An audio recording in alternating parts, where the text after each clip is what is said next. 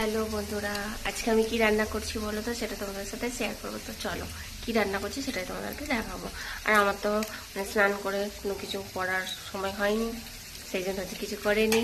এখানে আমার মা এসেছে, মা বসে হচ্ছে দইয়ের শরবত বানাচ্ছে, আর আমি রান্না করছি, রাত্রিরে রান্নাটা করে রাখছি। তো চলো দেখো, এই যে পনির ভাজছি, পনিরগুলো ভাজা হয়ে গেছে। এর মধ্যে দিয়ে দিচ্ছি গোটা গরম মশলা আর সাদা তেল। রান্নাটা হবে সাদা তেলেই। আর এখানে আগে থেকে বলে রাখছি হচ্ছে কাবলি ছোলা সেদ্ধ করে রেখেছিলাম, কালকে রাত্রে ভিজিয়ে রেখেছিলাম, গরম মশলা দিয়ে সিটি দিয়ে রেখে দিয়েছি।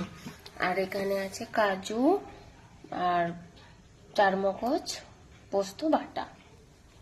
এবার চলো রান্নাটা শুরু করি।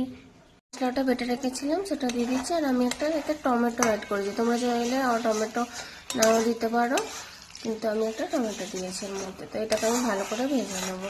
ততক্ষণ একটা ভাজা হতে থাক, তোমরা দেখতে থাকো ভিডিওটা।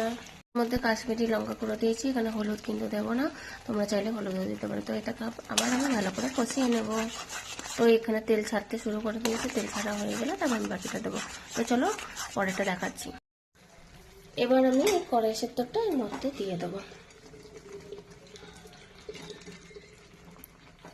চলো এটা কষতে থাকি, পরে আমি তোমাদেরকে দেখাচ্ছি। দেখো বন্ধুরা, আমার হয়ে গেছে, তেল ছেড়ে দিয়েছে, দেখতেই পাচ্ছ কালারটা কত সুন্দর এসেছে। এবার এরপর আমি দিয়ে দেবো চানা মশলাটা, দিয়ে পনিরটা দিয়ে আমি নামিয়ে নেব। এবার দিয়ে দিচ্ছি, এবার দিয়ে দেবো ভেজে রাখা পনিরগুলো, দিয়ে একটু জল দিয়ে ঢেকে রেখে নামিয়ে নেবো। তো তোমরাও চাইলে এরকম ভাবে বানাতে পারো। জল ছিল, জল দিয়ে দিলাম, আর জল দেবো না। এবার তোমরা যেভাবে যেরকম ঘন খেতে চাও খাবে।